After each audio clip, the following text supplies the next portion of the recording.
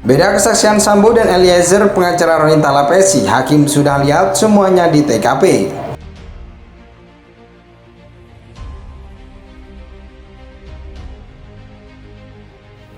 Kalau kami lihat secara SOP penanganan TKP, kita kategorikan ini TKP sudah rusak. Sudah rusak. Ya. Jadi kalau sudah rusak artinya apakah dengan rusaknya itu ahli masih bisa mengidentifikasi? Kebetulan kami dari tim olah TKP ini sebetulnya kegiatan kami adalah pencarian jejak. Pencarian jejak. Ya. Oh, jadi ahli dalam hal ini Hinafis itu mencari jejaknya. Ya. Jejak yang saudara cari itu jejak apa? Secara garis besar, jejak yang kita cari adalah jejak yang menimbulkan terjadinya tindak pidana atau dengan materinya. Dengan materi. Apakah itu adalah bagian dari keahlian sebagai ahli identifikasi? Ya, Iya. Keterangan Richard Eliezer bersesuaian dengan alat bukti yang lainnya, gitu loh.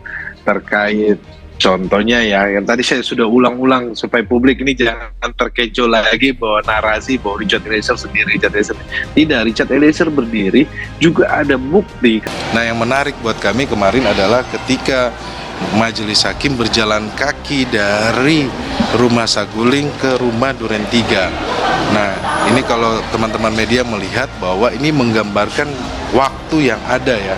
Karena kan kalau keterangan Richard Eliezer itu dia orang terakhir yang dipanggil, kemudian naik mobil, kemudian pindah ke rumah Duren 3. Jadi situasinya waktunya sangat pendek. Semoga ini bisa menjadi gambaran juga untuk kita semuanya ya, bahwa ada narasi yang menyampaikan bahwa kenapa Richard Eliezer tidak lari atau tidak menghindar, tetapi kan kalau kita lihat bahwa sedangkan jarak rumahnya itu sangat dekat ya. Kemudian itu yang jadi perhatian kami juga. Terus terkait yang di rumah Duren 3 juga kemarin kami melihat bahwa posisi berdiri almarhum Joshua, kemudian posisi di dalam rumah Duren 3 juga ini sudah tergambarkan semuanya terkait setiap lantai di mana setiap sudut ada CCTV. Nah, ini menjadi pertanyaan buat kami, kenapa CCTV itu tidak ada? Karena kalau mereka pengen membuktikan, sebaiknya memang CCTV itu dimunculkan kan, supaya membuat kasus ini menjadi terang. Dalam keterangannya, Eliezer menyebut terdakwa Putri Cendrawati yang memerintahkannya membawa dan menyimpan senjata steyr di lemari dalam kamar. Ketika terdakwa Richard Eliezer diperiksa, jaksa penuntut umum memintanya menjelaskan detail seperti apa cara Ferdy Sambo menjelaskan padanya soal skenario pembunuhan Brigadir Yosua. Eliezer mengaku saat itu di dalam hati ia tak setuju meski akhirnya menuruti perintah Sambo untuk menambah amunisi di senjatanya. Terdakwa Richard Eliezer mengaku bahwa ia menembak Yosua sebanyak 3 hingga 4 kali setelah Sambo berteriak menyuruhnya menembak. Namun usai Yosua jatuh terkapai ditembak Eliezer, Sambo langsung maju dengan senjata api dan ikut menembak ke arah Yosua. Eliezer juga menyebut karena jarak penembakan sangat dekat, Kuat dan Ricky yang ada di TKP seharusnya melihat Sambo menembak. Majelis hakim dalam sidang pembunuhan Yosua menanyakan detail situasi penembakan saat memeriksa Richard Eliezer sebagai tersangka. Hakim Wahyu Iman Santoso mengklarifikasi jarak dan durasi dari saat Eliezer tiba dan Sambo tiba di Duren 3 setelah sehari sebelumnya melakukan pemeriksaan TKP. Kini sidang pembunuhan berencana dengan terdakwa Richard Eliezer akan memasuki agenda pembacaan tuntutan jaksa. Bagaimana kesiapan penasihat hukum menghadapi tuntutan? Lalu apa saja keistimewaan secara hukum Richard Eliezer dengan status Justice Collaborator? Kompas TV bahas bersama penasihat hukum Richard Eliezer, Roni Talapesi, serta bergabung juga pakar hukum pidana Jamin Ginting.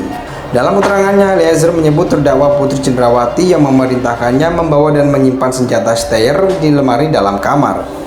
Ketika terdakwa Richard Eliezer diperiksa, jaksa penuntut umum memintanya menjelaskan detail seperti apa cara Ferdy Sambo menjelaskan padanya soal skenario pembunuhan Brigadir Yosua.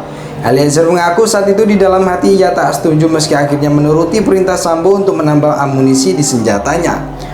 Terdakwa Richard Eliezer mengaku bahwa ia menembak Yosua sebanyak 3 hingga 4 kali setelah Sambo berteriak menyuruhnya menembak.